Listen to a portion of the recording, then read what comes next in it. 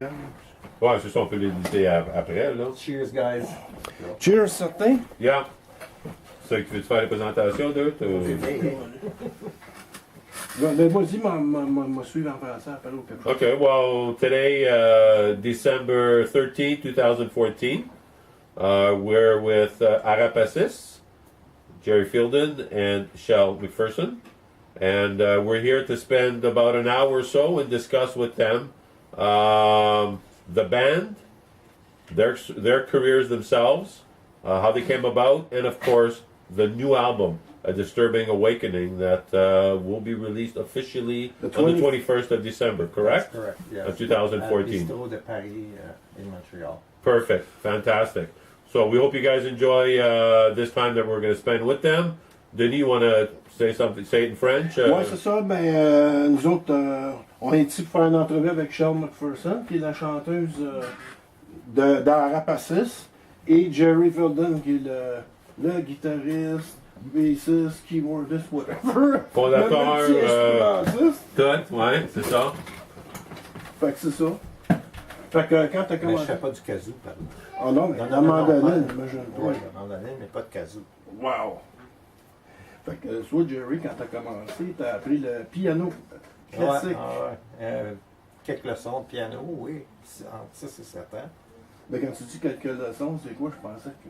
Ben, à peu près une année, peut-être de leçons, là. C'était-tu quelque chose que toi, tu voulais, ou c'est... Non. Ah, C'est t'as été comme... parents tes parents ont dit, on veut que tu sois un pianiste. Non, ils ont dit, on veut que tu prennes des leçons. De musique, mais c'est qui a choisi le piano? Eux autres. Ah, ok. Ah, c'est ça. Comme moi, comme elle. C'est ça. Tant que c'est pas de la cornemuse. C'est ça. Puis Ben, elle aurait peut-être aimé ça, puis qu'elle vient d'Écosse. Ouais. c'est vrai. Bagpipes. Yeah, j'imagine. Bagpipes. Mais tu n'as pas accroché sur le piano? Non, j'ai pas accroché sur le piano. Quand j'ai accroché sur quelque chose, c'était en 65, quand les Beatles sont sortis. Ah. Ben, ils étaient sortis avant, mais c'est là que je les ai connus, en 65. Mes parents ils ont amené un album chez nous, Help. Ah. Là, c'était la découverte foudroyante. I became totally hooked. I had to be a Beatle. So, a few years later, like I was singing, we were doing shows just singing and some tambourines and stuff just for fun, me and my friends and my brother. And in 69, I started playing guitar. Now, that's what... I found that kind of weird in 69, eh? Yeah, 69. And you started doing shows in the 70s? 71. 71, that's Wow. 2 years later. Yeah, well, you got to learn your instrument first before you do a show. Yeah, that's fast. C'est ça. That's So not that's what fast. you think... It is fast. These days, kids, 6 months, they learn, they do shows. Ouais, c'est les jeux vidéo. Ouais, c'est ça. c'est ça. So yeah, I started playing acoustic guitar, and then I got on electric a few months later. And in 71, I did my first show with my brother and some friends at Collège Brébeuf. It was fun. I really enjoyed it. And then did another show at the college that year where we played a song by Black Sabbath, Sweet Leaf. Okay. And it was a parents' show, and everybody was just sitting there with their mouth open like this. What kind of music is this horrible stuff? Was that in 71 or something Yeah. like that? Right. Yeah. It just come out. Sweet Leaf. That was the first band, hard rock band in those days anyways, that I hooked on. Yeah, speaking of hooking on bands, after the Beatles, in 69 when I started playing guitar, I started getting into all the different ones, like the Stones, the Who, Grand Funk, Led Zeppelin, of course, Jethro Tull, all the bands that were starting to come out, King Crimson, progressive bands too. Well, the 70s was a great era for that. And then in that's for sure. 70 you had Black Sabbath, of course, Deep Purple in rock, you know, Emerson, Lake and Palmer. So all those bands kind of like were the origins of what I am today. Mm-hmm. Yeah. But when I look at the influences, both of you have Deep Purple, Alice Cooper, and you have I like Alice as Gentle Giant, King Crimson. And I was looking at your influences and almost the same ones that I have. Interesting. And like the Rolling Stones, that hit me a bit because I noticed 69 Yeah. from When 72. Mick Taylor was in the band. Right, the same thing for me. That's Oh. why I said well, they have the same taste. So you guys could have. Vous auriez pu aussi bien aller progressif que métal. Ben, on le fait tout. C'est ça. C'est ça, on fait pas juste métal, là, on fait progressif avec. Mais c'est un On fait- progressif un peu heavy que vous faites quand même, là. Ouais, mais tu sais, écoute King Crimson là, en 72, 73, 74, puis dis-moi que c'était pas aidé. Ouais. Quand t'écoutes Red, là, quelque chose de même, ou Lark's Tongue and Aspic, c'est pas mal aidé. Ouais, puis. Mais aussi avec vous autres, tu penses? Ouais. Oh, et Fripp, il était très aidé dans ce temps-là. Quand t'écoutes One More Red Nightmare, Red, t'écoutes Lark's Tongue and Aspic Part 2, même Part 1, là, quand il rentre avec la guitare, c'est super. Fait que les autres, ils ont été une grosse influence, là, King Crimson. Ben, sur évidemment. moi, oui. Ouais, ouais, Peut-être ok. pas sur elle, là, Ok. mais sur moi, oui, définitivement. King Crimson. Puis aussi une influence que je parle pas beaucoup, mais quand même, c'est le Al Di Meola, le guitariste là, de jazz rock. Pour la main droite, il m'a emmené une technique de picking rapide qui n'existait pas dans ce temps-là. OK. C'était quelque chose de nouveau. Puis je me souviens d'avoir fait ça avec un de mes bands, puis ils m'ont dit qu'est-ce que c'est ça, qu'est-ce que tu fais là, tu sais. C'était complètement d'autre chose. Oui, il y avait John McLaughlin qui le faisait aussi. Mais ça, c'était vraiment des affaires ésotériques et pas mainstream pantoute que j'ai découvert. Comme Gentle Giant d'ailleurs, n'était pas mainstream, mais il était quand même assez connu. Ouais. Mais Gentle Giant, moi j'ai accroché avec une Glass House. Avant ça, je les aimais plus ou moins. Quand j'ai entendu une Glass House, là, c'était le coup de foudre. OK. So that was my favorite Gentle Giant album. Same with Genesis. It took me a while to get into Genesis, but I got into Genesis with Selling England by the Pound. Yeah. That's Great album. all right. Excellent. On résume-tu en français un petit peu, peut-être? Ouais, ouais. Comme peut-être au début, comme tout à l'heure, tu parlais là, quand tu as commencé le piano. Puis après ça, tu as fait un petit peu de guitare. Oui, oui, on peut en parler à Shelle. Oui, oui, mais parce qu'on était pour peut-être faire anglais, français un petit peu. Ah, là. ok, ouais. Ben c'est ça, comme je disais, j'ai toutes sortes d'influences, puis ça se limite pas au métal. Il y a beaucoup de progressif, il y a du jazz rock, il y a du blues rock, ça j'en ai pas parlé encore, mais j'adore B.B. King, puis Muddy Waters, puis Coco Taylor, puis tout ce genre de blues-là, ainsi que le blues rock, Johnny Winter, j'adore Johnny puis Edgar Winter. Stevie Ray Vaughan, tout ça, c'est toutes des influences majeures même. Puis justement, sur notre dernier album, on en fait une tune de blues rock. Et quand on l'a enregistré, elle était moins heavy qu'elle était là. Elle était plus blues que blues rock, mais le drummer il trouvait que c'était pas assez heavy, fait qu'il m'a demandé de la mettre plus heavy. Ça c'est plus blues rock maintenant que blues. Là, mais, Ouais. if you listen to Shelle on that song, you'll notice it's very bluesy, kind of raunchy Coco Taylor kind of thing, you know. Well, speaking of that, you want to listen to two songs on Let's of go your for new it. album? Let's go for it. Yeah. All right. The two first ones. Yeah, the two first ones, you can describe them to the Yeah, listeners. The first two tracks on our album, A Disturbing Awakening. The first one is called A Sorrow of a Lost War, and it's a song that Jerry wrote in 1976 with his group Landslide, I believe. Yeah, with Leonardo Fagelli who Okay. came in the band at the Right. time. Okay. And so he came to play the solo on that song. So when you hear the keyboard solo, that's Leonardo Fagelli who played with me in my band Landslide when I wrote that song. Wow. in the 70s. Ah, okay. That is cool. So even Gillen seems to think it's cool. The second track is called Blue Windows. It's a fairly meaningful song. It was written for this album, and it's a very kind of dark and heavy doom influence track. And with the album, has a lot of Jerry's music, so it doesn't constrict into one kind of genre per album. There's a lot of difference and genres on this album, and that was also track Broken Windows is sort of the doom metal song of that album. So it was Godless. Godless as well. Yeah, we went a lot of Duke from this one. We got very Let's- good songs. Yeah. Penny, Right. All right. Go for it. Penny. Raising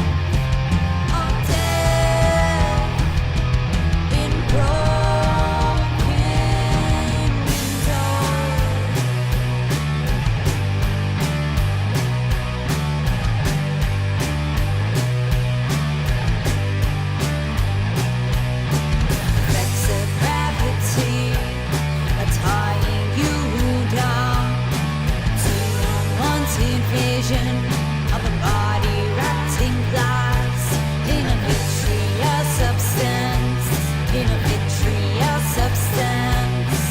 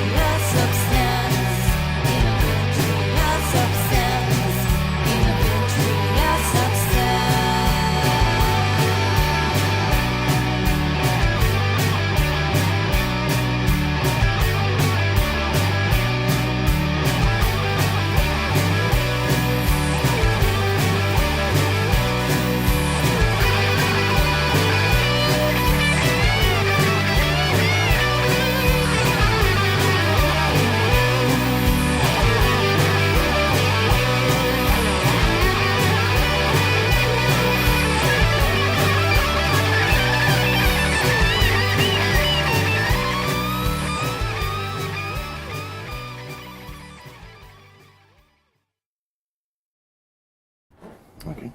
Welcome back, my friend. Yeah, welcome back, you guys. Hope you guys enjoyed those two tracks from AraPacis, Disturbing Awakening, Soar Over Lost War, and Broken Windows, les deux chansons d'AraPacis. Leur nouvel album qui sort le 21 décembre, Disturbing Awakening. Something we didn't mention earlier, but I think it's quite important that we probably should, it's that as you guys can see behind us, around us right now, there's instruments, you got drums, you got piano, you got guitars. Well, we're in the studio with AraPacis today. So thanks for allowing us to come down here, Jerry and Shelle. Yeah, You're more than And, welcome. Sorry about the mess. hey, It's kind of Cool, this is great. This is what we wanted. We wanted to do this in your studio with you guys, where you guys create your music. Well, there you go. Alors, je veux juste dire en français vite qu'on est dans le studio d'AraPacis aujourd'hui. Ils ont été assez gentils de nous laisser venir ici puis faire une entrevue avec eux. Et puis, merci, Jerry, Shelle. Et nous, ce qu'on voulait, c'est qu'on voulait s'asseoir, parler avec eux dans leur studio où ils créent leur musique, où ils jouent leur musique. Et eux ont créé cet album-là. All right. Thank you, guys. Dirt, what's up next? Well, what's up next? I know, Jerry, that you also played at the Café Campus in Montreal when you started, in the Colisée de Québec. Yeah, I played at Colisée de Québec, 7,000 people in '74. I was 17 years old. I had a band called Landslide, which eventually Pierre became a part of. Okay. Leonardo Fagelli. That was a couple of years later, though. But in '74, we were asked to play the, I think it was the 25th or some anniversary for CJFP Radio. Okay. And they had 10 bands. And I thought it was very ironic because this is a Quebec City radio station. We're playing the Quebec Colisée, the Coliseum, and it's all bands from Montreal. All of them? All of them. That I'm surprised. No band from Quebec City. So you know, some people were kind of freaking out at that. Offended, maybe. Yeah. We were offended, yes, definitely. I mean, I had a Especially ball. Quebec. We had a great time playing. No doubt. Yeah, we were, you know, pretty well received. It Considering. gives you some exposure too, obviously. Yeah. I mean, the youngest member in the band, he was like 15 or something, you know, and here we are in front of 7,000 people. Cool. Wow. You know, so that was my biggest attendance. Cafe Campus, yes, Cafe Campus before it moved. The original Cafe Campus was a gig we did in Saint Jean, 1980, I believe. Yeah, 1980, with my band called Night Watch. Night Watch was a band which was more half covers, half original, where Landslide had been completely original pretty well, with a few covers like progressive. And stuff. Right. I mean, we covered some King Crimson and stuff like that. Well, yeah. 2 songs off the Red album, actually. Red and One More Red Nightmare. And, Not easy covers to play too, eh? no, not easy at all. I had to sit down with the score to learn the middle solo there. It was interesting, to say the least. Yeah. And, of course, we didn't have saxophone player to do One More Red Nightmare, but, you know, Got through it. we got through it. Yeah. Cool. So, and of course, well, Shelle's beginning is totally different than mine. So her biggest show together, our biggest show was the opening for Doro in October this year, and it was fantastic, wasn't it? It was great. Well, you came here in 2008, Shelle. Is that it? You came? Yeah. Okay. So, what brought you to Montreal or to Quebec or Canada, or should I ask that question? We're all good with that. Well, in 2007, end of 2007, beginning of 2008, there was a big,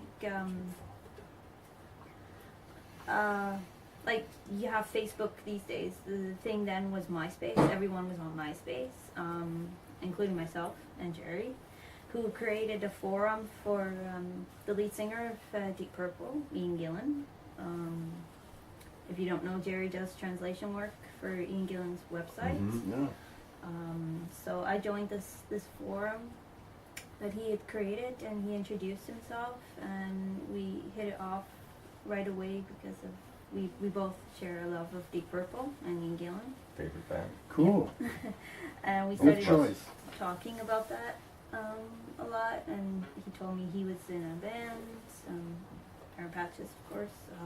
They put out an album, just one album by that time, I believe, So Many Weekers. And I could tell that he was very, very influenced by, of course, the 70s music, which we both love. Not just Deep Purple, we like a lot of the same bands from the 70s, like Black Sabbath and Alice Cooper and ELP, yes. Jefferson. So you guys were communicating online through this forum. Just like Yeah. music lovers. Yeah, first, yeah. then we became friends. But this is becoming a good story because now you're Yeah. sitting here in the studio with us, doing an interview, and this album's coming out, but it's not about music, just about music anymore. I mean, it's more than that now. It It's is, great. It is a relationship Mhm. that's exposed on there. Oh. Especially in a song called Iron Heart that I wrote to talk about us. Oh, fantastic. Yeah, Oh, that's cool. yeah. I was listening to that song this morning and I liked it very much. And I said, "Well, that's one of my favorite." Oh, thank That's you. fantastic. It is, really.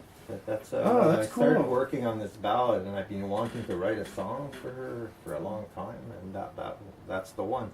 Wow. So does that talk about that song? Talk about your relationship with her, or how she came Absolutely. over, and Well, not in so many words. It's more abstract, but it talks about how durable and how strong our relationship is.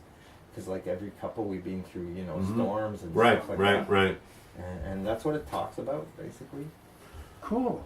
So, Shelle, did you have experience singing? Obviously, you must have. You had experience singing before. I mean, you come over here. You sang before. You were part of a band.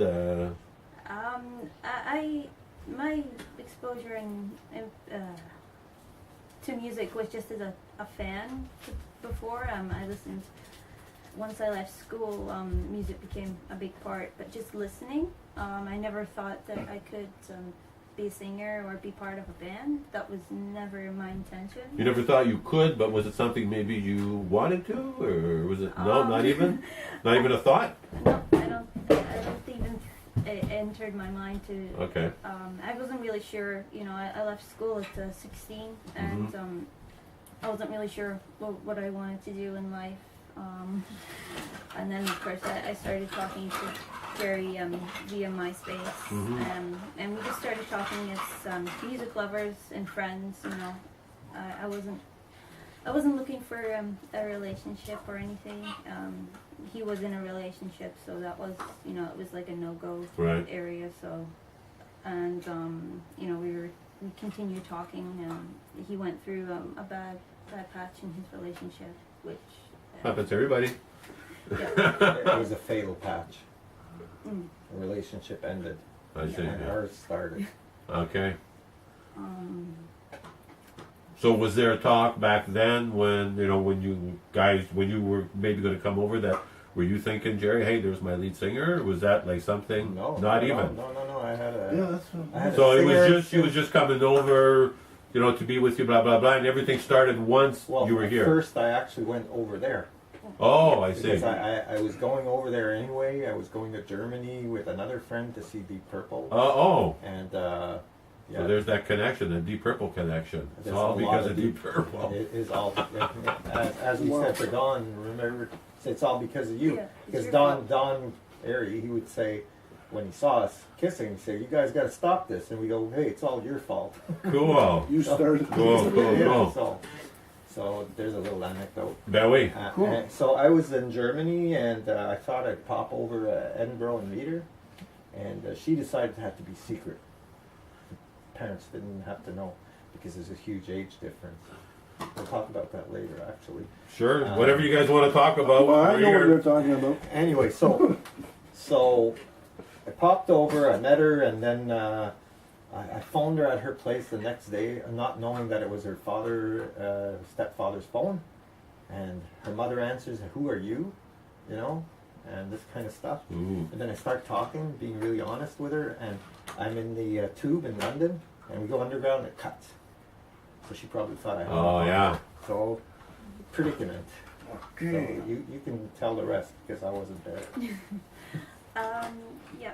But once my family found out about my relationship with Jerry, and of course there's a significant age difference. Of course they had their reservations and lots of questions, and and that put a lot of unnecessary strain on my relationship with my parents, my mother and sister especially. But skipping forward to 2009, when they first were able to meet Jerry in person, Because I did go back there. he came over to Scotland to see a Deep Purple show. Again, there goes Deep Purple. Purple shows actually. They're everywhere in our lives. So they were able to meet Jerry and see that he's. So you were still in Scotland in 2009? Well, she had been here for 6 months. or Okay, so she came down and then you guys went back. so. She went back, and She then went back. I went to meet Okay, her meet the parents parents. and family. I was here from Okay, October 08 to May 09. okay. Because of paperwork. Right. and So I left and I went back home, and Jerry came in November 2009 to meet my family and the Deep Purple show. Right. Take them all out Right. to see Deep But your Purple. mind had been made up that you were moving to Montreal, to Canada, Quebec. I don't think she was Not sure yet? but Not- she did go back after Okay. the Deep Purple show. She came with me back to Montreal Great. to spend almost another year. Yeah, and in that year, we're in November 2009 now, or 2010. We're in November 2009. You just came back here. Uh-huh. Okay, and I spent a year here, mostly doing. I started doing my photography a lot more, but the singing thing was very far from my mind. You know, you of had course, a singer. we had this little thing called a marriage. Oh yeah. Yep, we got married at the end of 2010. October 20. Wow.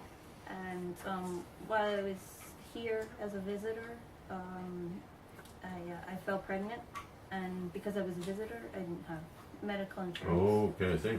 So I went home to have our son. I went home Which to is a lot Scotland. cheaper. Uh-huh. It was like $10,000-$50,000. Right. And so Right. she said, well, I'll just get you the plane ticket. You go have the child there. I will go and meet you around that time, All right. which I did, and I saw my son being born Cool. in Edinburgh. And we called him Gillen, And we after called Ian Gillen. Of Yeah, Deep Purple. makes sense. Of course. Of course. And when we told Ian, he said he was very honored. No doubt. Yeah, No doubt. he's such a fine person.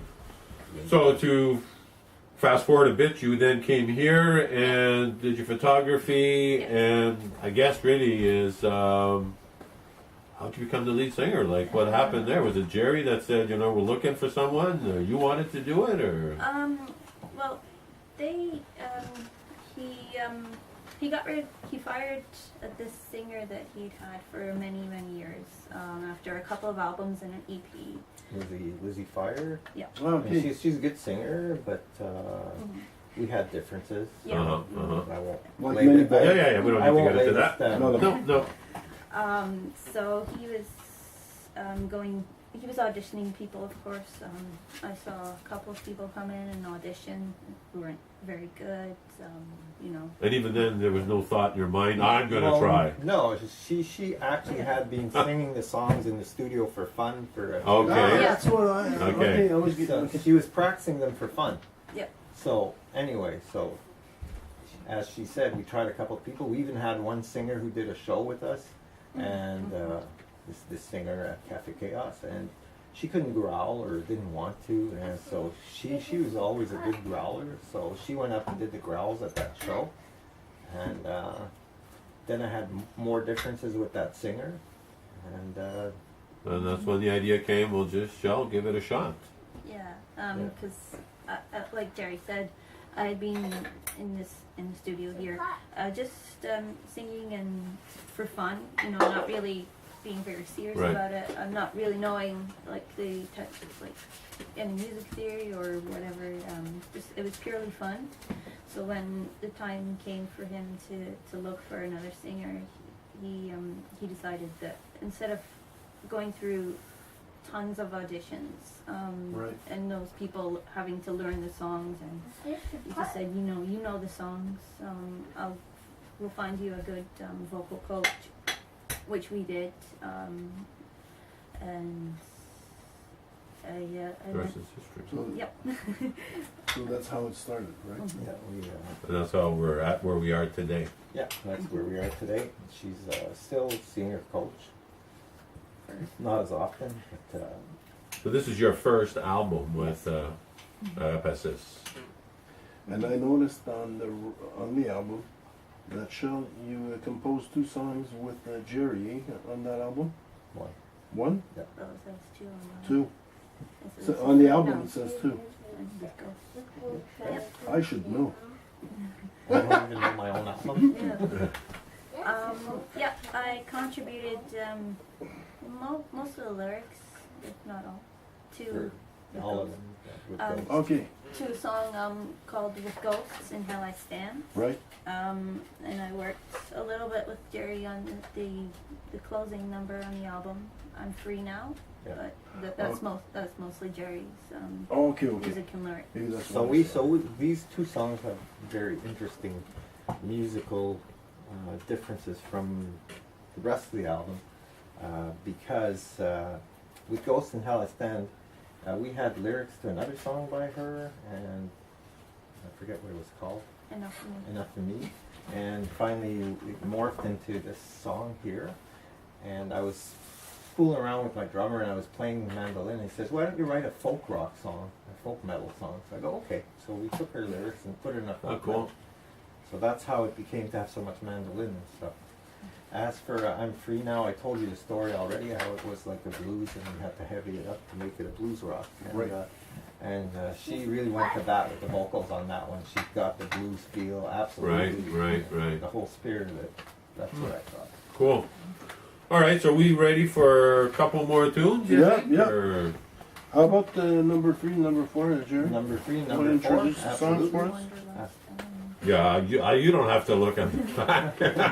Why don't you say which ones they are there, Well, Shelle? Wanderlust is really interesting. Wanderlust has our friend Guy Leblanc from the prog band Camel playing keyboards on it.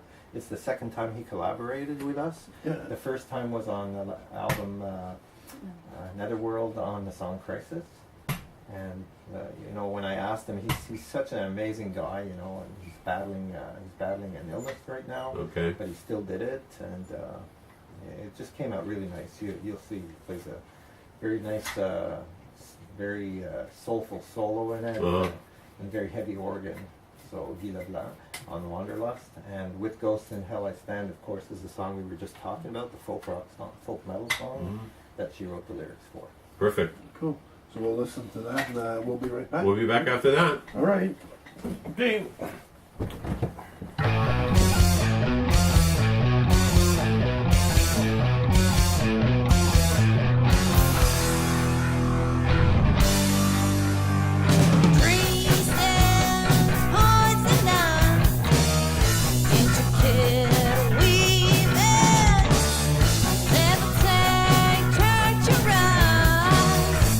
Time for believing.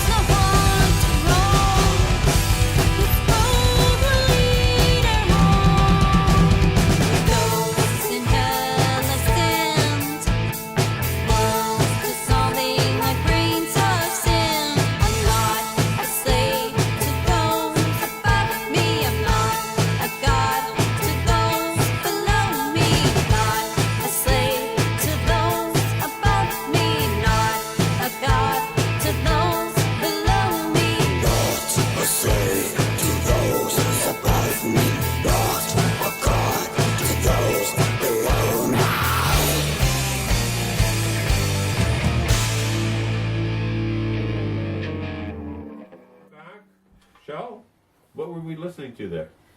We were listening to a track called Wanderlust and a track called With Ghosts in Hell I Stand from the new AraPacis album, A Disturbing Awakening. Excellent. Thank you. Which is an excellent album, by the way. Excellent. Thank you very much. You're welcome.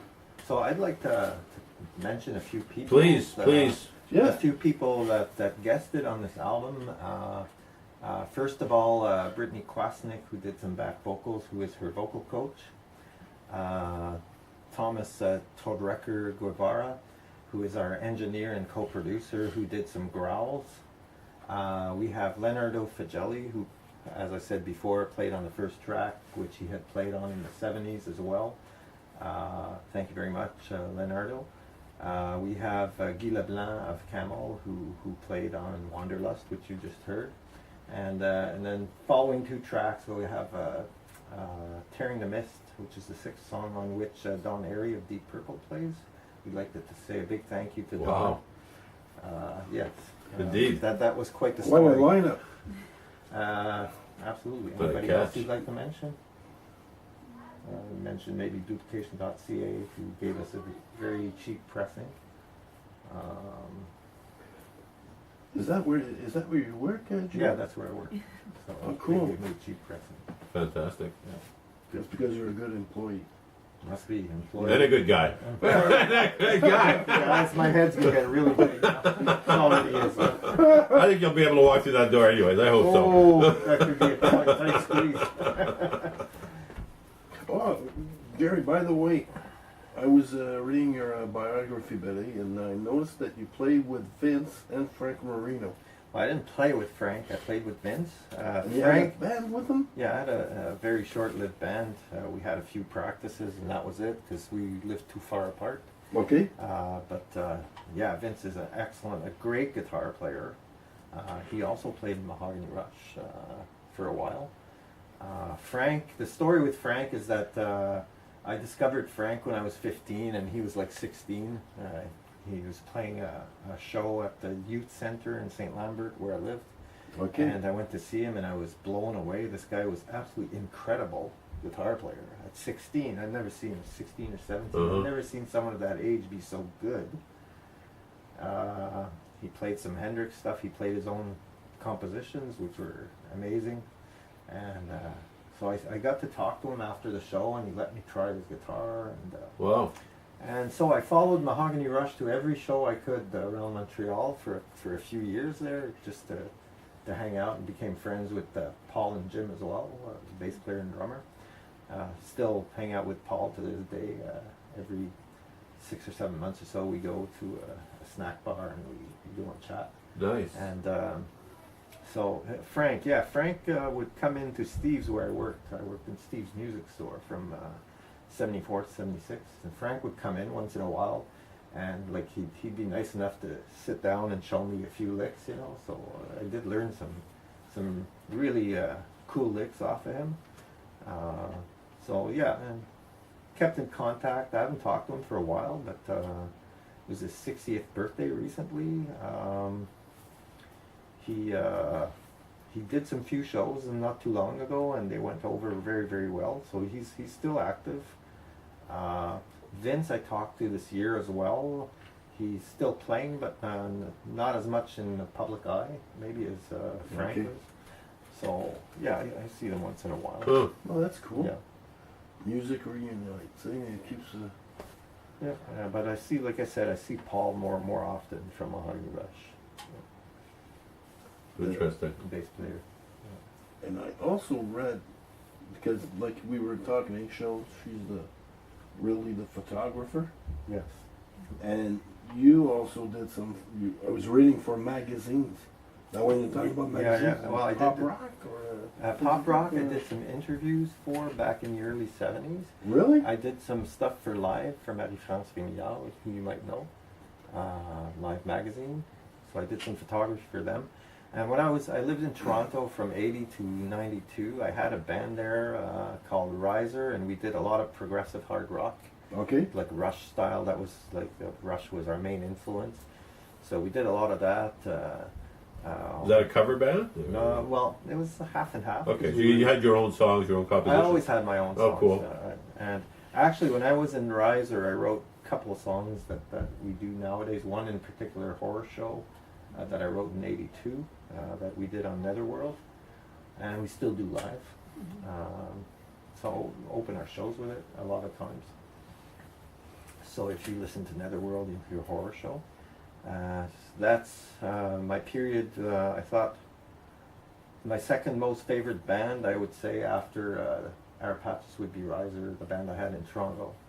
And I still hang around, well, I don't hang around, but I'm in contact with the bass player, who is now a famous comedian, played with the Royal Canadian Air Force, Alan Park. He was a bass player for Oh, that wow. band, yeah. So, yeah, we keep in touch. Talented guy, obviously. Alan's very funny too. He always was, even like when he wasn't a comedian. Right. Stand up. Started his stand up career when he was still in the band. Yeah. He would play all the Yuck Yucks and places like that, and get very good reviews. So that was my band in Toronto, and where are we heading with all this? We're just talking about you, your past, Yeah. you... Well, like I was reading, you took pictures for Rolling Stones and Black Sabbath too. Yeah. I took some shots of the Stones, as I said earlier. I showed you the camera I used back in the day. Yeah. I shot the Stones, I shot Sabbath, I shot Metallica, Madonna, you name it, I shot it, you know. Wow. And met a lot of these people. Impressive. Yeah, it was fun. It was a fun time. It was the crazy hair metal, sex and drugs and rock and roll days, and we all looked like girls back in the day. Uh-huh. So this has changed a little bit. A little bit. Well, I had hair like you about 10 years ago. Oh, I don't know it. So, But I was tired that my wife keeps pulling my hair, so I said, "Oh, I'll cut it." well, I was tired that my wife told me to cut my hair, so I changed wives. Hey, Bunsen. It's me or the hair, so you went with the It's a hair. little more complicated than that. Comes down. Yes. So I really enjoyed my time with those guys. It was good music. We played some crappy bars, but we had a good time. We had a girl singer for a while, so we were one of the few hard rock metal bands back in the day with a girl singer. And unfortunately, she's dead now. I don't know how she passed away. But, I heard she did. So that's too bad. Mhm. Yeah. Well, you know, Jerry, I mean, so many years in the business, I mean, there's no doubt you have so many stories, and the road you've been down is just unbelievable, obviously. I mean, it's the people you've met, the people you've connected with, and nice to see that you're still connecting with them, too. Oh yes, I love the Montreal scene right now. I have a lot of friends in the metal world here in Montreal, Oh, wow. and in the Prog world as well. And I keep on connecting with all these people through my work as well. You know, so it's fantastic. I just enjoy it. I wish I could get out more. Uh-huh.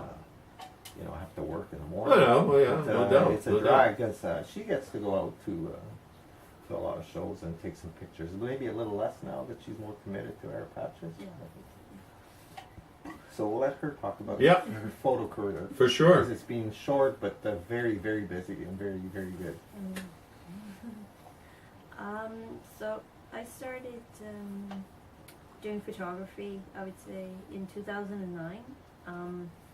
I got a very good camera, which I still use to this day. And my first sort of shooting, the first band that I shot close up, what they call the photographer's pit, was Deep Purple in London, England. Wow. And that was very exciting to be so close to a band that you like really Idolized. love. Yeah. And I think I got some nice pictures from Excellent that. picture. You didn't mention the meal we had on air either. Yeah. That was before In Glasgow. yeah. Well, Glasgow was interesting because I promised her, one of my promises that she would meet her hero, Ian Gillan. And in Glasgow, they all came out after the show, Wow. except Ian. Oh, So she got to meet all of them except Ian. But at that show, Ian's personal assistant had put us right on the stage with Purple. So we were on the stage with them, watching from the side, and Ian actually came over to say hello. And, Very nice. but not after the show. So in London, she did get to meet Ian finally. Finally. Yep. But she took some amazing pictures in London. And they got published on the Deep Purple Appreciation Society website, and I continued taking pictures for the next couple of years. I've Shot Alice Cooper. Alice Cooper, We shot Handel. We shot I don't know, tons of bands. the Heavy. Coil, Yeah. Wow. Wow. Saxon, Yeah. A lot of local bands. Exactly, The yeah. Act- Now this all goes in on your website, or? yeah. I put I have a Facebook page, Shelle Macpherson Photography, Okay. where I put all of my work. And she's also shot models. Yeah, Which is. that was kind of short-lived though. But it And why was that? I just I preferred the live band Mhm. shooting. Mhm. I'm actually doing less of that these days. My full concentration was making the album, and now promoting the album and launching the album. Right. now. And starting the next one. Yeah. Because we're already Exactly. thinking of starting. Really, eh? Yeah, We're going to talk about that in a few minutes, Jerry. Definitely, that's something we want to talk about. for sure. But maybe we should take a bit of a break right now. What do you think? Yeah, okay. So, We could listen to two more songs. yeah. So that would be. Which ones are coming up next? Phil? We're at 5 and 6. I think it's Godless. Godless And Tearing and the Mist. Mist. Yeah. So Godless is very, very slow doom, very Black Sabbath influenced song. It's the slowest and heaviest song on the album. I like that. The slowest but heaviest. And heaviest, Wow. I would say. And followed by Tearing the Mist with, of course, Don Airy on the keyboards from Deep Purple. All right. Okay. Okay, looking forward to that. We're up for it. Let's go. Okay.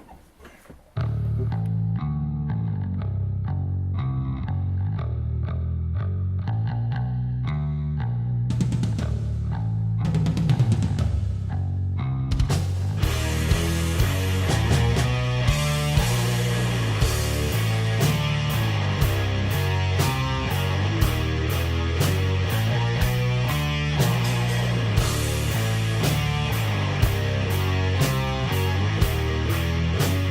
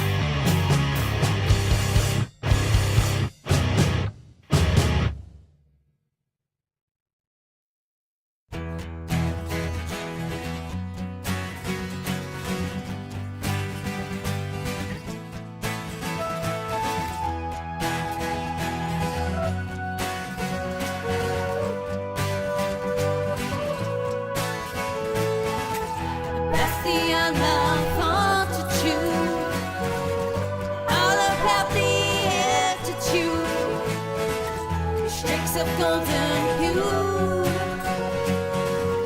that are strong for you, tearing the mist of your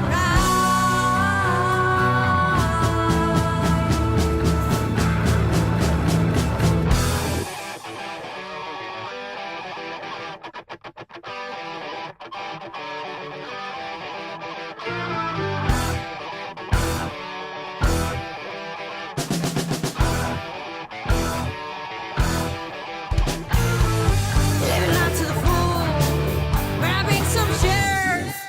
Seems like the strongest pool of challenges and dares.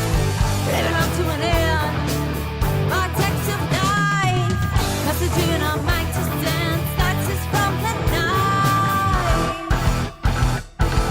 Wearing pieces of rag, shining with us, channels in a dirty maggot of frosting dust. Raining drops and a tea, hammering hands your thumbs, loving at your liberty, but you're only home.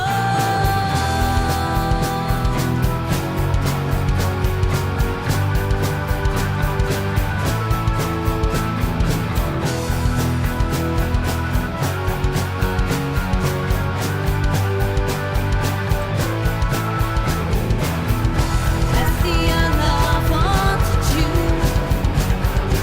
All about the attitude, streaks of golden hue that is strong for you, tearing the mist of your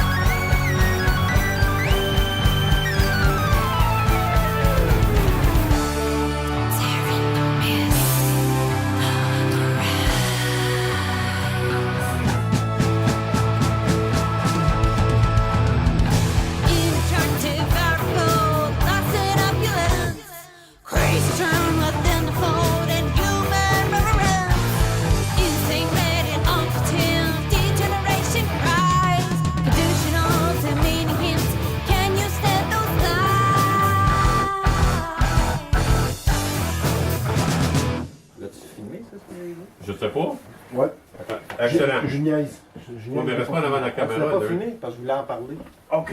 Bon, on va en parler en 2 minutes d'abord. OK. Okay, so first of all, we're back right now, Right. and we just listened to those 2 tracks, which were 5 and 6 from the album, which are, Jerry? Godless and Tearing the Mist. So, 2 great tunes.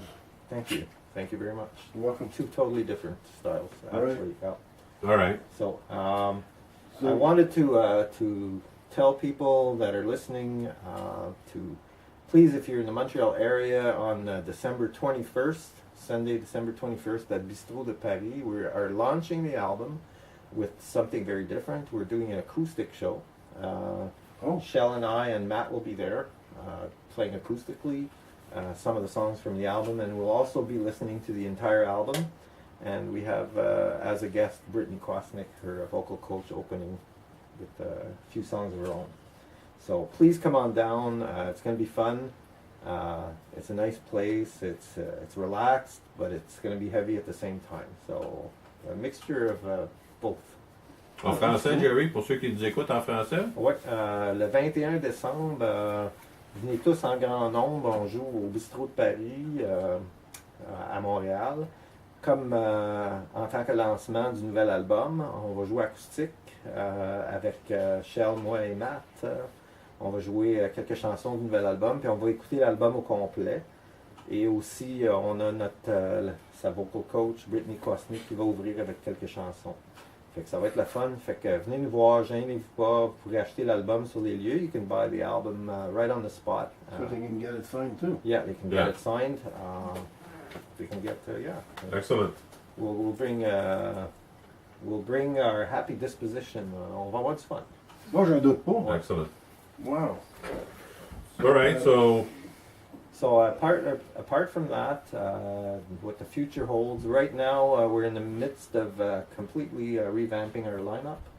So we are looking for a keyboard player, a drummer, and a bass player. yeah, it is So pretty if much a any- revamp. Yeah, it's a complete revamp. No doubt. So, because I've been doing the bass on the albums and stuff, and we've only had, we've had very good temporary players. When we did the show with Doro, we had our friends from Car Chaos, Sebastian and Eddie, came in to fill in on keys and bass, and Matt, of course, who's a long-time guest drummer, he was playing there too. So, yeah, we've been fortunate to have good players. But we are looking to get more permanent people. Fait que si vous êtes intéressé, claviériste, basse et drummer, on en a besoin. On veut refaire le line-up complet. And with this line-up, I hope to start recording our 5th album. Right now, I have no idea where this is going. I might throw in maybe one old song, but it's going to be all new stuff.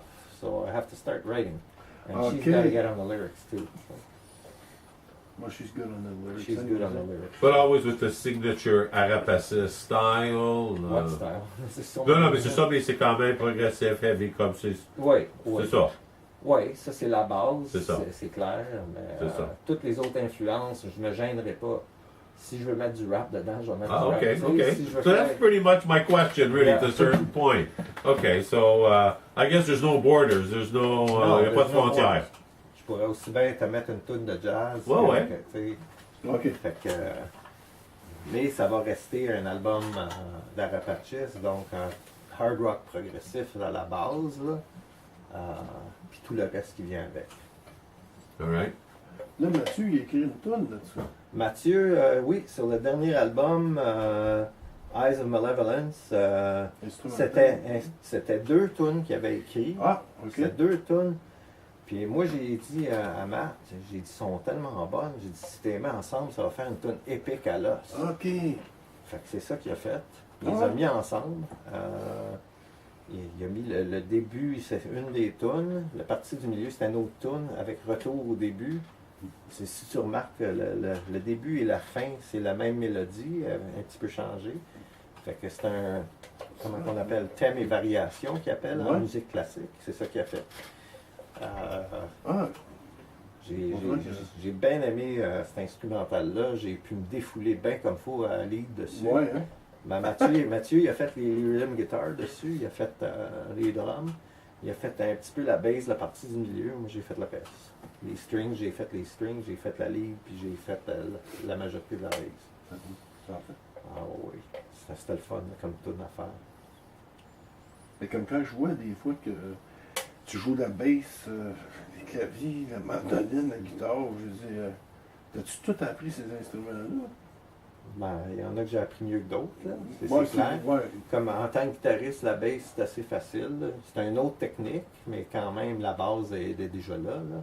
Tu sais où est-ce que tu t'en vas, là, sur le manche. Puis, mais là, je commençais à jouer avec une 5 cordes. Je suis habitué à une 4 cordes bass. Puis là, je viens d'avoir une Fender 5 cordes. Puis je m'en suis servi pour l'album. Puis j'ai trouvé ça bien le fun parce qu'il y avait des sons plus deep que j'ai pu obtenir. Parce que c'est une corde qui est plus basse que c'est une standard. Puis pour ce qui est de la mandoline, ben, c'est pas compliqué. Si tu vas apprendre la mandoline, pour commencer, il faut que tu te dises que c'est accordé comme une guitare, mais à l'envers. Ah ouais. Ouais. Fait qu'au lieu d'être mi, la, ré, sol, ça commence, c'est ça, sol, ré, la, mi. Tu sais. Wow. Fait que quand tu joues un accord à l'envers sur la mandoline, c'est la même chose si tu jouais sur la guitare. Je savais pas ça. Fait que je l'ai là comme si c'était un miroir. Mais c'est sûr que ça ne sonnera pas pareil parce que c'est une petite corde qui est la tonique, là, ça fait dur là, des fois. Fait qu'il faut que tu fasses attention à ce que tu fais comme accord. Mais en écoutant du Zeppelin, puis du Heart, il y a beaucoup de mandolines, ça m'a donné des Ça, je m'en ai tu sais, OK. ça m'a donné l'inspiration là, pour la mandoline. Puis Wow. aussi Johnny Winter, puis qui jouait sur une 12 cordes électrique, mais qui sonnait comme une mandoline. Ah. Donc, très, très fascinant. Puis aussi, une autre inspiration en parlant de Winter, Edgar Winter qui joue du clavier, du drum, du sax, il chante écœurant. C'est une autre inspiration multi-instrumentaliste. Fait que, Oui. c'est ça. Puis pour les claviers, ben, comme je t'ai dit, j'avais pris des leçons de piano classique. Puis ça t'a toujours resté, ça? Parce que tu Ça pratiques reste de plus temps en ou temps, moins. Là, je veux dire, je suis pas un excellent claviériste, là, je fais juste des sons de base en arrière. Là.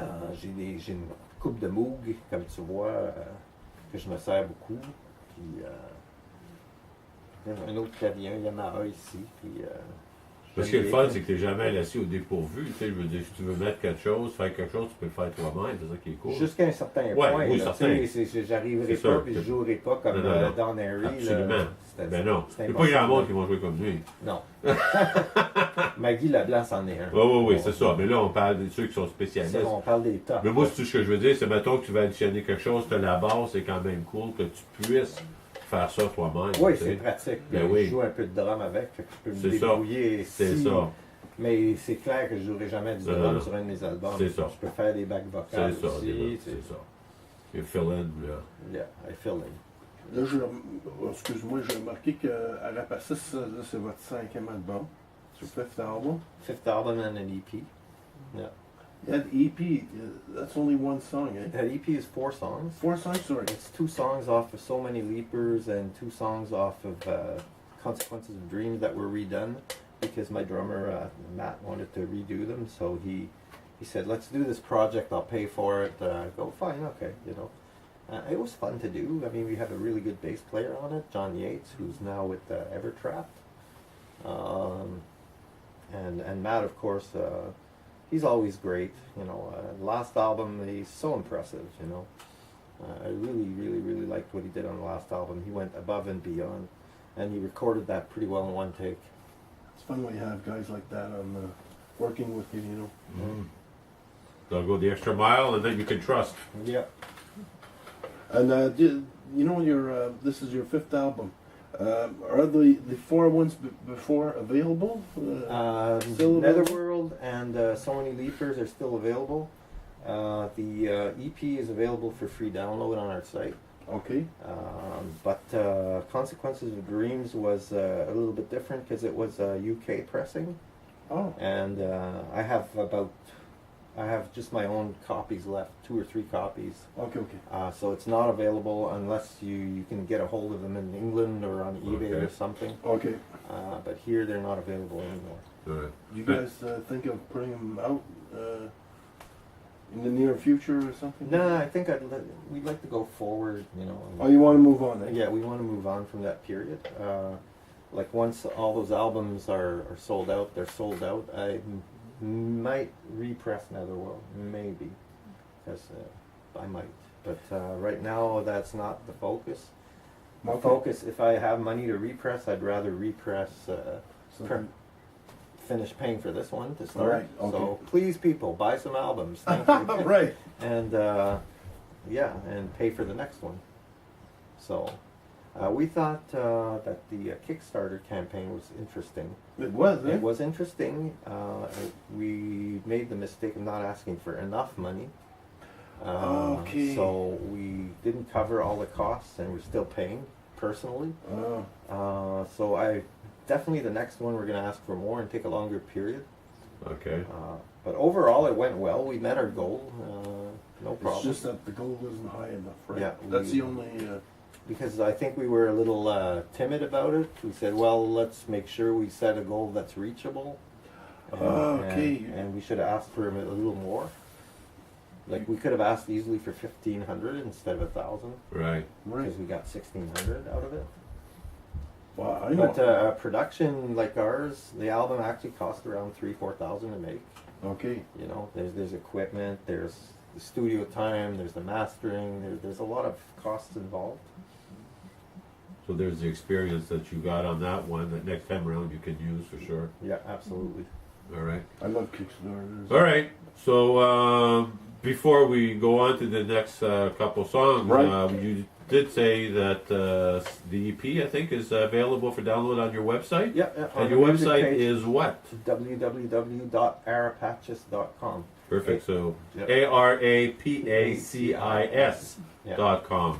You just go on the music page, and there it is for download Okay. in WAV or MP3 And I'm format. sure there's more info on your website, bios and Yeah, everything. yeah, And yeah. so anybody want to visit the website, it's a good place to Absolutely. We're go. on Facebook as well, facebook.com/AraPacis. Come and Perfect. see us there, like us there, and check us Follow out. us for sure. If you want to ask us questions, if you want to talk with us, we're always answering. So Fantastic. All right, so with that, we're going to go on to a couple more tracks. Yeah, 2 more tracks. Okay, and we're looking at. Got your glasses? No, I'm kidding. I'm kidding. 7 and 8. 7 and 8, yeah. Okay, that would be Ironheart and Eyes of Malevolence. Yeah. So, anything to say about those two tracks? Well, Ironheart, definitely. That's where I wanted to expand Ah. a little bit on the relationship. right. Okay. Because, as Shelle mentioned earlier, we have a very significant age gap in our relationship, and we've actually done a show, a British TV show about that, which is called Age Gap Love, which should be out in January. They came and filmed us. We had a little private show that we did for them at BBAM Gallery, and thank you very much at Ralph Alfonso for that. So, how did they find you guys? Like, how did they know about you? We wrote them. We saw the show. Oh, I see. We saw the show and said, "Hey, we would be good on that show." Okay, cool. And I guess they thought the same thing. So, All right. So they did hire us. And, Okay. So Ironheart is all about me and Shelle, and Shelle and me, All right. That and fits. the relationship that we have, which sometimes it had been very stormy, and sometimes it, it's so intense. We are very intense people. Mm-hmm. So We'll leave that there, Jerry. That's enough said. No, I'm kidding. so that's Ironheart, and of course, Eyes of Malevolence is Mathieu's song, Matt, the drummer, that he wrote entirely by himself, which is a combination of 2 songs he wrote to make a really epic piece. Excellent. Yeah, excellent, Moses. All right, so here we go. We're going to listen to those 2 tracks, and we will be Right back. back. Okay.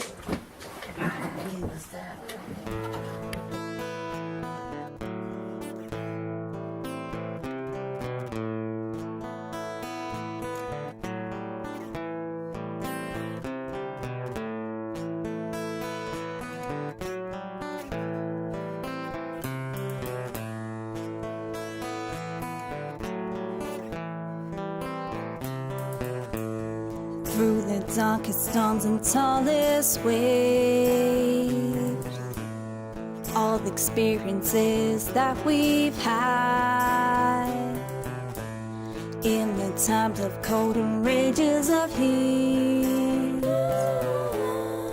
never had a reason to be sad.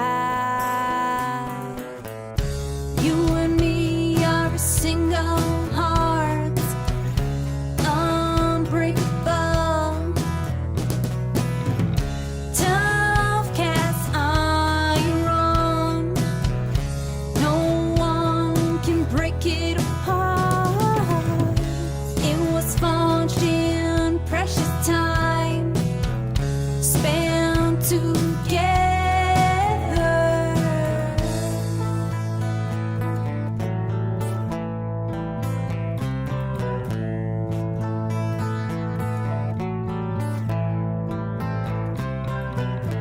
A melody was written about us. No idea where or when. Nothing complicated or confronting. We are a feather in the sky. You and me are a single heart, unbreakable. Tough cast iron, no one can break it apart. It was forged in precious time, spent together.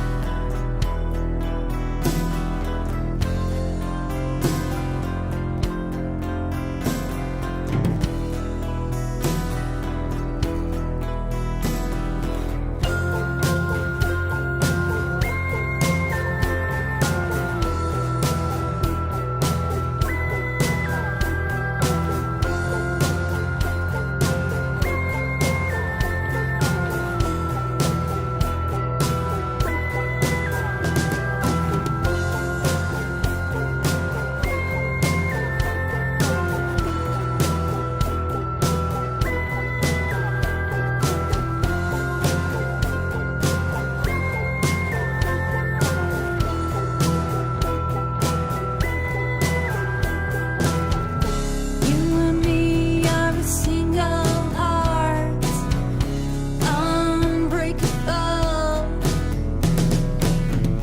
Tough cast iron, no one can break it apart. It was forged in precious time, spent together.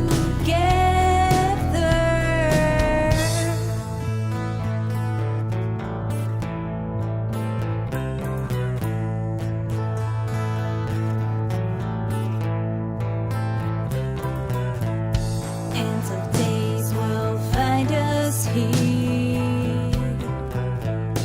in a place of our own. With my final breath, I'll say your name, and I hope you do the same.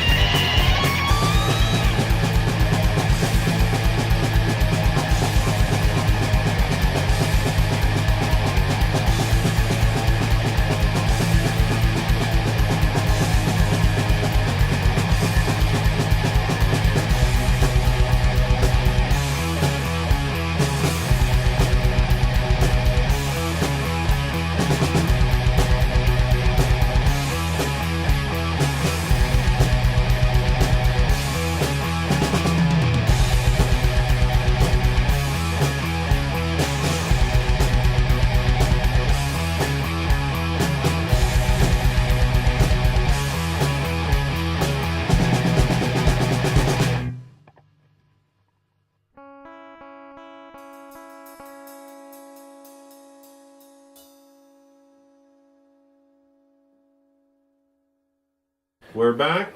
So we just heard two great songs, Iron Heart and Eyes of Malevolence. Malevolence. All right. It's a mouthful. I just said it's a mouthful, and it is a mouthful. So Eyes of Malevolence. And Iron Heart, well, the story of Jerry and Shelle. And what a story it is. All right, so Dirt, what's next? Well, for Eyes of Malevolence, actually. Okay. The story is because we bought the artwork for the front cover off this guy, Roberto Napolitano or something like that. Yeah, and the guy that you see on the cover has these eyes that are really malevolent, Okay. evil. Evil. So I came up with the title. I said, hey, why don't we put that as the title of your instrumental? And he went with it. So that's Perfect. how it got that title. And if you open the album and you lift the CD, you will see the Eyes of Malevolence. Oh, Okay. excellent. Thanks for sharing that. No problem. We'll be looking for that for sure. Yeah. For sure. And you'll have to do the malocchio symbol to ward off the Eyes of Malevolence. Okay. That's because Dio, who was Italian, that's where he learned it. That Okay. symbol, Okay. the horns. Will do. All right. Will do. All right. So if you guys are wondering where I get that sound, most of it comes from my Godin guitars. I have two Godin guitars, Godin XTXAs. Right. I endorse Godins officially. These are two guitars that are called three-ways. You can plug them electric. You have an output that's acoustic sounding with piezo pickups. And you have a third output which is a Roland 13-pin for synthesizer. So I can hook up the guitar and have three different sounds coming from it at the same time. So it makes it very full and interesting what you can do with it. The synthesizer I use regularly on stage through the guitar.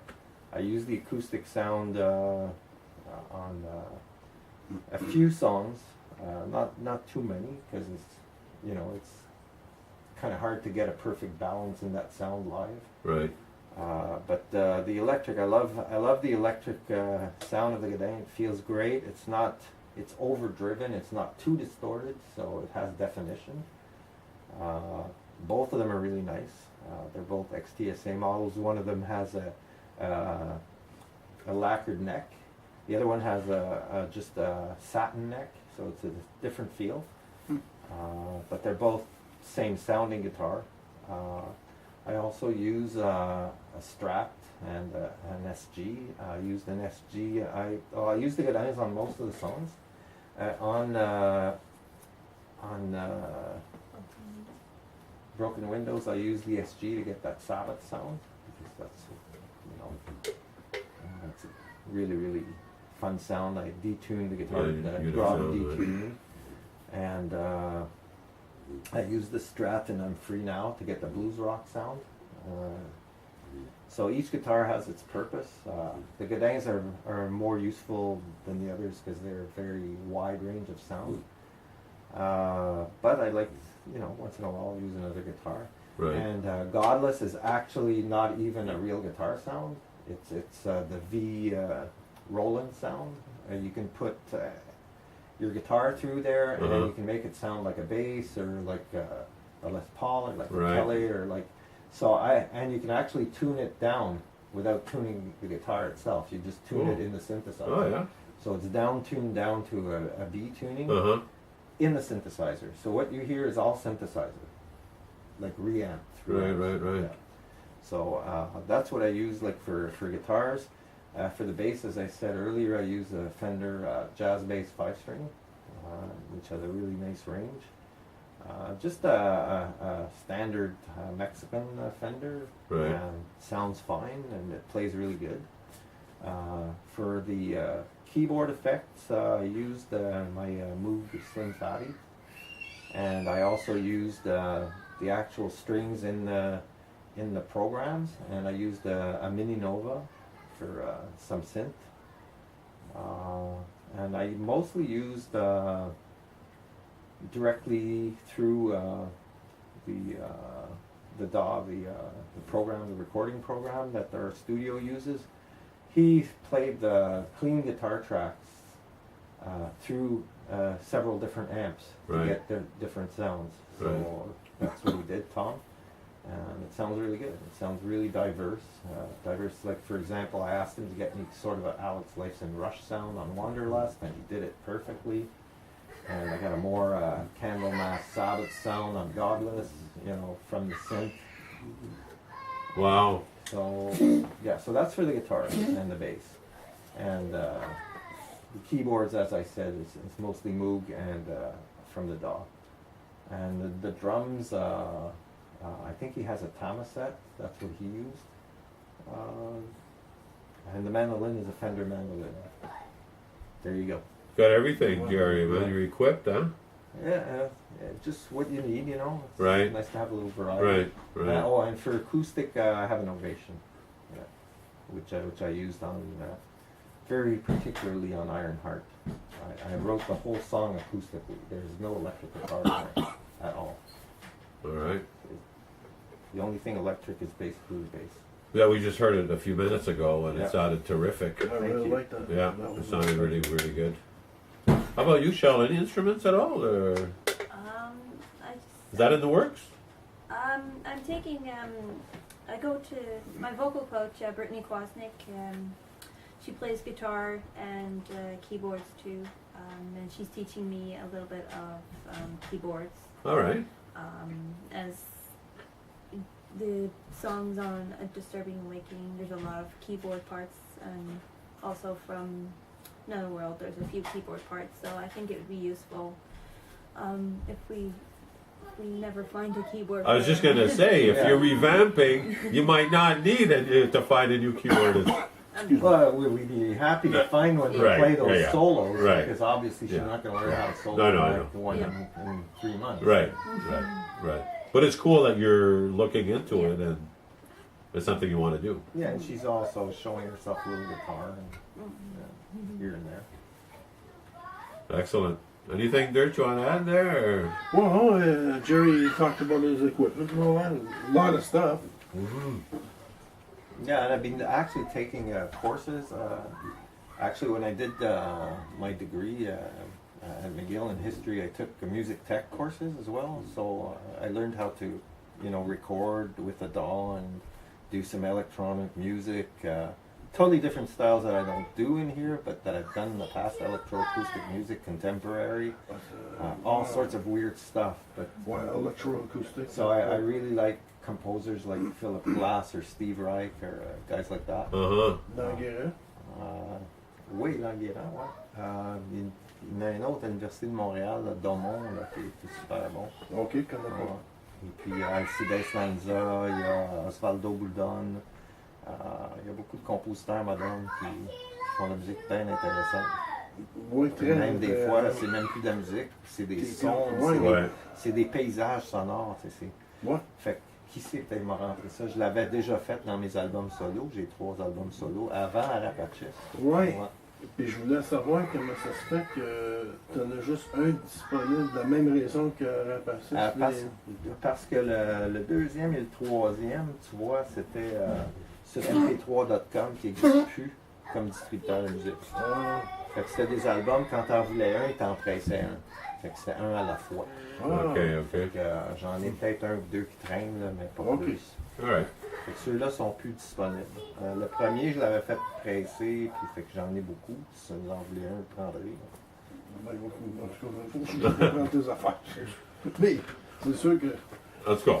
Ben, je Fait que voulais. sur ces 3 albums solo-là, il y a plus d'expérimentation. Comme le premier album, il a été fait complètement en midi. Il n'y a pas de vrai son de guitare dessus, sauf à la fin.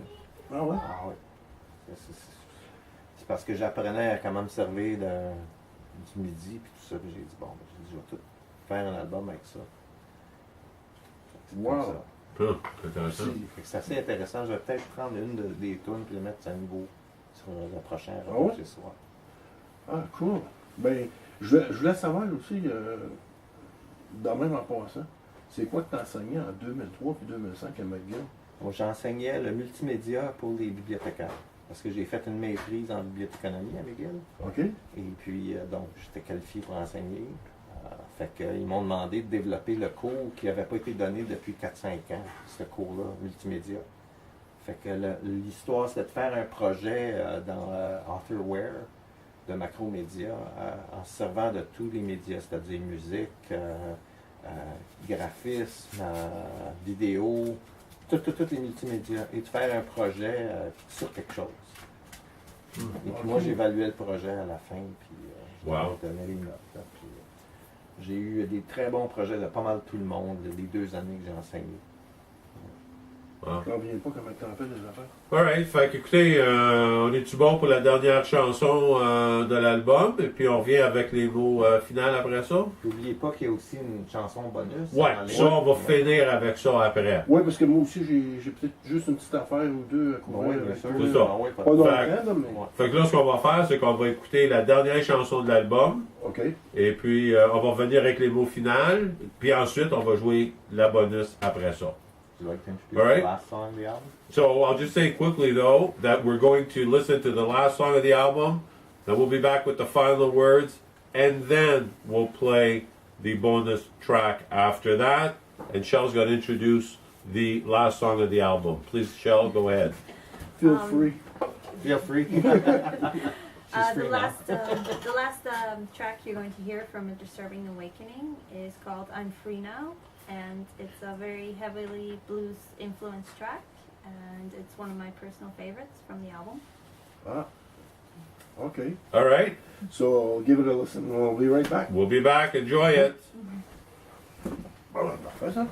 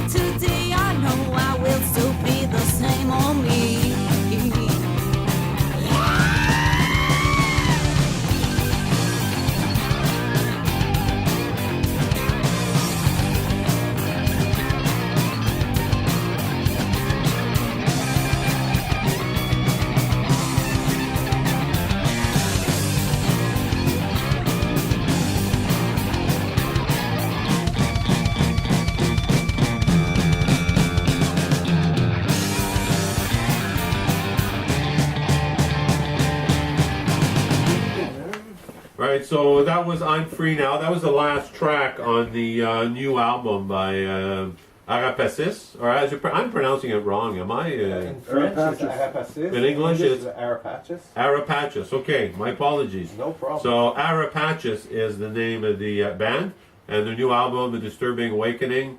I'm Free Now was the last track. Yes. Alors la dernière chanson, I'm Free Now d'AraPacis, A Disturbing Awakening, qui sort le 21 décembre, coming out December 21st. That's the launch at le Bistrot de Paris Yep. in Montreal. But before we go further, Shelle just wants to tell us how she felt performing that song when she sang it.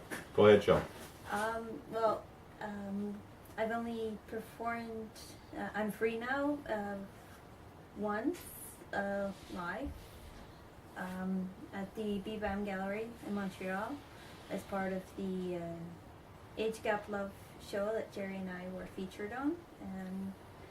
And I favor that song a lot as it's very, very heavily blues, and it allowed me to go somewhere that other tracks on the album didn't allow me to go with my voice. It's very raunchy. It's very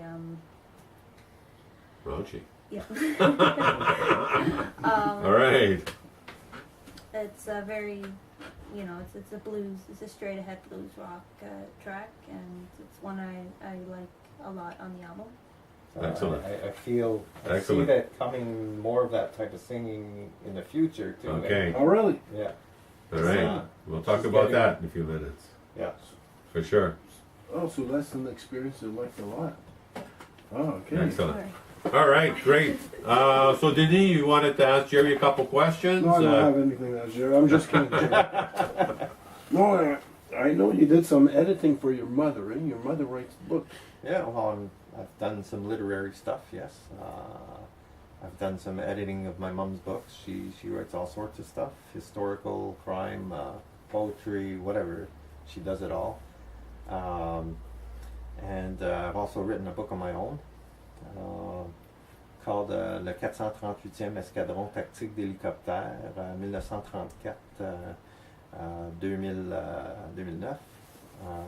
That's a book on their history of 438 Squadron of the RCAF That's in St. Hubert, eh? in Saint-Hubert, and it was a wonderful experience. I spent a year writing that book and meeting people from the squadron. I'd never really worked with anybody military before, and they were kind of as shocked seeing me as I was shocked seeing them. Oh, really? Yeah. At the first, and now they're all my buddies, and I'm a member of their mess and everything. And yeah, it was a great experience writing that book. And you got a medal too, eh?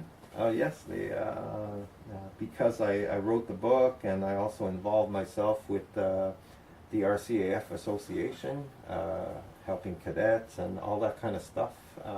Yeah, they gave me the Queen Elizabeth II Diamond Jubilee Medal in 2012, and it was a great honor, and it was fun writing that book, and I'm still to this day hanging out with the squadron and participating in activities with the RCAF Association. Did they approach you for that? Or, I was working at the time as an archivist, researcher for La Société Historique du Mario in Longueuil, okay. whose president, Michel Pratt, is the best, the most known historian of Longueuil. He's written tons of books on the South Shore on Longueuil, and the squadron approached him to write their history book. But he was very busy at that time writing a whole bunch of other books, and he asked me if I would do it. I said, yes, I would love to do it. Wow. So that's how I came to write a book. But Great. what's weird about it, just before we pass on to something else, it's that me and Pierre lived on the military base in the PMQs, and our father were in the RCAF. Yeah. Military. So that's Nice. I worked there for 40 years, so it's kind of C'est Small world. coincidence. ouais. Yeah. Small world. Yeah. Ah oui, je les aime beaucoup, ces gens-là. Ils ont été tellement coopératifs, corrects. Maintenant, c'est tous des amis. C'est fun, ça. Ouais. C'est cool. Oh, ouais. Oh yeah, I have a tat. Oh, you Oh. do? I have the Wildcat Oh. from the squadron. Hey, look at this. Very nice. And she has a tat too, Oh, really? from Deep Purple. Oh, okay. Wait a minute. Ah, Perfect Strangers, all right. Yeah. Oh yeah. Nice one too. Yeah. Very nice. All right, so we're going to move on now to we want to talk, Jerry, about and Shelle about what's coming up for you guys. Projects, shows, new album, maybe. Well, we're definitely gonna play the launch show on the 21st. Right. After that, we'll see if we can get a lineup together. There's nothing set in stone. If we do get a lineup, we'll play some shows. If we don't, we'll work on the album, a new one, our 5th album. We don't have really any preset ideas, as I said. Maybe one old song, or maybe not. It depends. I'm approaching more guests for future collaborations, which I won't name because it's not. For sure. Yep. But same caliber as the guests I've had before. Just different guests. Maybe I'd love to ask Guy if he can to do if he's not too busy with piano and his health, of course. So for now, nothing is set in stone. AraPacis will go where it goes. You know, it's You're steering the ship, and and the ship just. I'm letting the ship steer itself. You're letting as it is, steer itself. right now. But you're still the captain on board. Oh yeah, I got a great first mate. Yes, you do. Fait qu'un petit mot en français de ça. Oui, c'est ça. Pour le futur d'AraPacis, on n'a pas décidé encore exactement ce qu'on allait faire. Si on trouve des membres, on va faire des shows, c'est clair. Sinon, on va commencer à écrire le nouvel album. Puis rien, de toute façon, l'un n'empêche pas l'autre. On va pouvoir faire les deux en même temps. Fait que c'est ça le futur. Peut-être une vieille tourne, peut-être pas de vieille tourne, on verra. J'ai un répertoire qui va jusque dans les années 70. Fait que j'ai bien du stock que je peux choisir. Oui. Puis elle aussi, elle va écrire des paroles, puis on va voir ce que ça va nous emmener. Cool. That's cool. So, Jerry? Yeah. All right, so I don't know if that pretty much wraps it up. Anything else you guys want to add? Well, we had never really done a cover song before, but what's coming up is a cover song of a band that I've loved for a long time and that she discovered fairly recently and has learned to love too. Emerson, Lake and Palmer. It's a song that rocks, so we thought it would sound good if we did it, called Paper Blood. Fantastic. By Emerson, Lake and Palmer. Oh, Fantastic. Cool. Want us to listen to it? Yeah, we're going to listen to that. And, this one's not on the album. It's a bonus song that everybody can go download on their site, so feel free to go download on it. your website, On that's our where website, okay, yeah. which is arapacis.com. That is correct. All right. And the song is Paper Blood. Paper Blood. We're going to listen to that. We're going to end the show on that song. So again, Shelle, thank you very much for having us. Jerry, thank you very much. Thank you very much. It was a pleasure. Hey, It was great to be with you guys. Spend this hour and a half, whatever it came out to be. We're losing track of time, but that's what happens when you're having fun. That's you lose right. track of time. So again, you guys, thank you. We're going to listen to the song. And thank you to all of you that are listening to the show. Merci à tous vous autres, les auditeurs. J'espère qu'on va vous voir à nos shows. Hoping to see you at our shows. Come say hello. We won't bite. All right, we'll get the word out there. Here we go with Paper Blood. Yep. Here we go. Okay.